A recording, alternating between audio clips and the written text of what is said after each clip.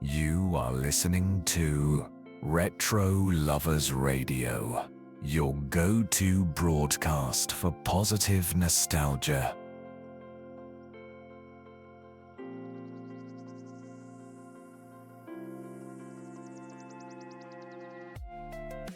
What a wonderful night! You are listening to Retro Lovers Radio, a space for music, memories, and for positive nostalgia.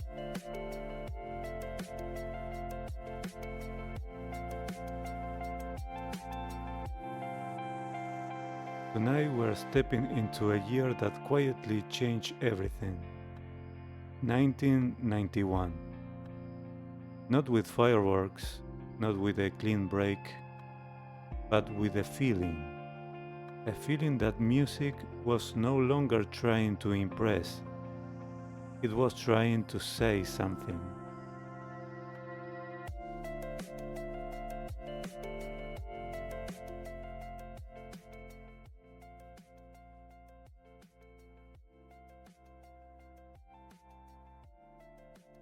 When people talk about the early 90s, 1991 often comes up as a turning point.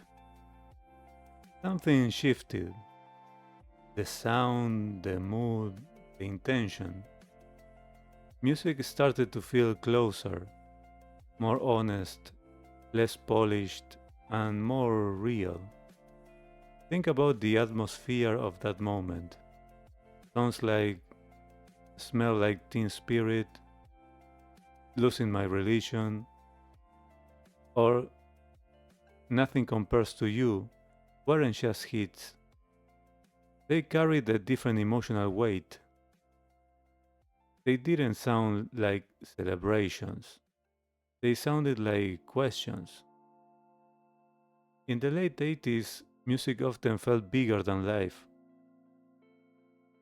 In 1991, it started feeling closer to the ground. Lyrics became more introspective, voices sounding less perfect, production left space for silence, for tension, for vulnerability. And listeners felt it immediately. Even if you couldn't explain it all the time, you could feel that something had changed. Music was no longer telling you how great everything was supposed to be. It was acknowledging uncertainty for the first time. Confusion, doubt, longing. And that made it relatable in a new way. 1991 wasn't about escaping reality. It was about facing it through sound.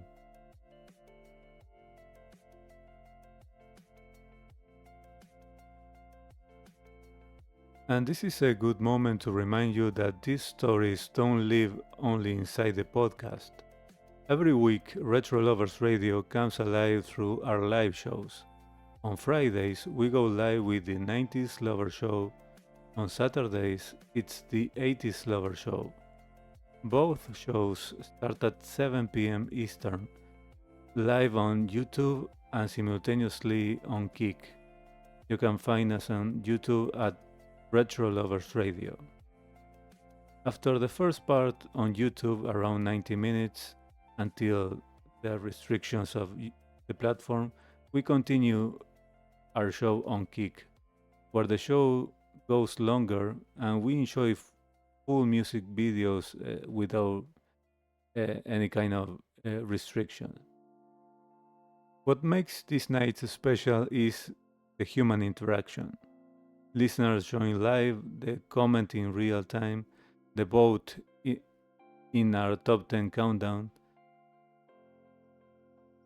Also, they request songs, they send audio messages with comments, and sometimes they even call in to share their memories and thoughts with me. Thoughts about the songs or about life itself. It's not background content, it's shared experience. And throughout the month, keep an eye on the channel, on the YouTube channel and the notification bells, for our extra shows. I make 6 extra shows apart from the 2 weekly live streams. And so don't forget to hit the notification bell. And also, if you feel like joining a group of like-minded people that also are crazy melomaniacs of the 80s and 90s, like myself, then you can join our public Facebook group. You can find it on Facebook as RetroLovers Radio 80s 90s Nostalgia. And the conversation continues off air along the week.